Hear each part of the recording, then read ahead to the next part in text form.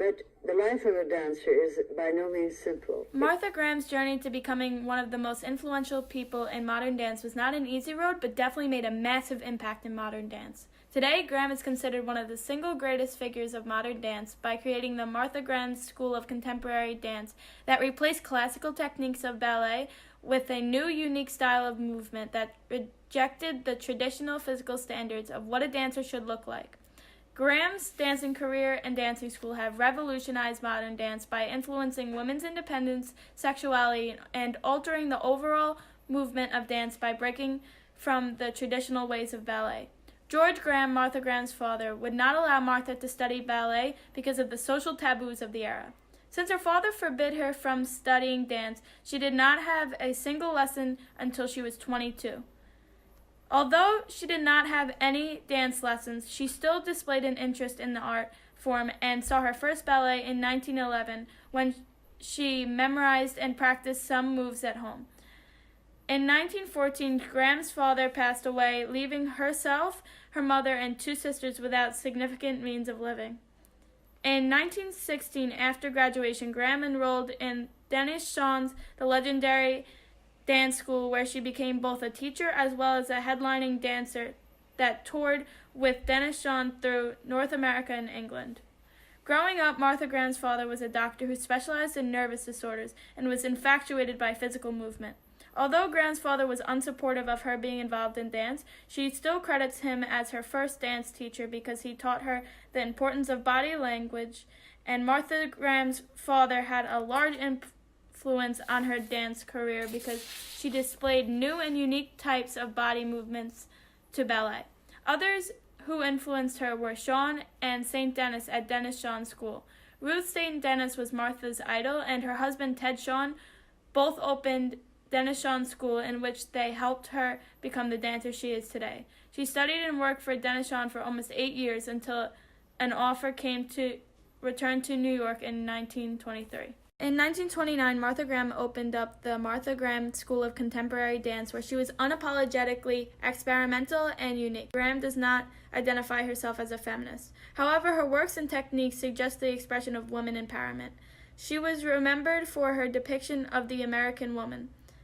Many found it contradicting when Graham added men to her company. She added the first man, Eric Hawkins, in 1937, which resulted in a lot of disagreement from her dancers, colleagues, and devotees. Throughout much of the approximately 150 works she danced in and created prior to her retirement in the early 1970s, Graham fashioned for herself the central protagonist role, whose characteristics included being strong-willed, commanding, sexually potent, and actively desiring, as opposed to the static, sexually available object of desire.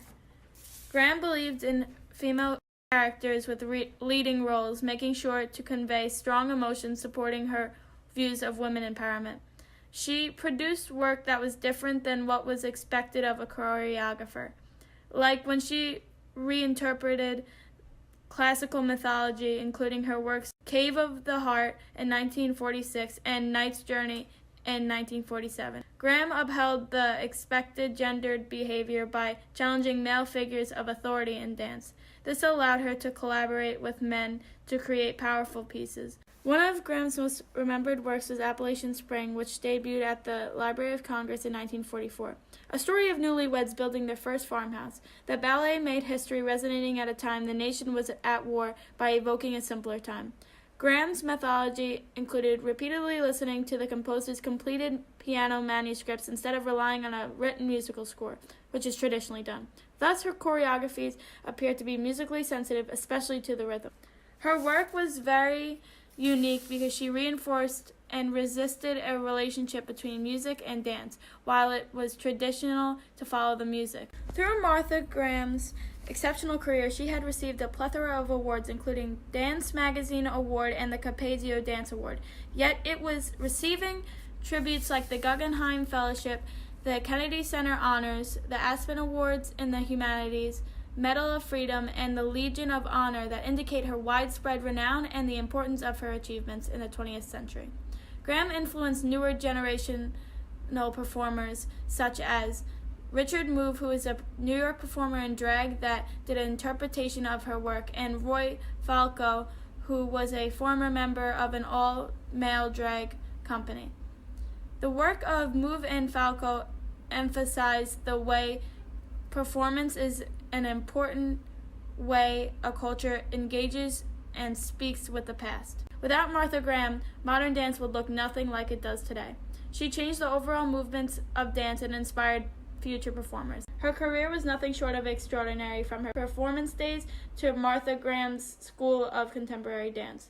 Martha Graham's legacy forever influenced modern dance, and her legacy lives on through her performances and dance company.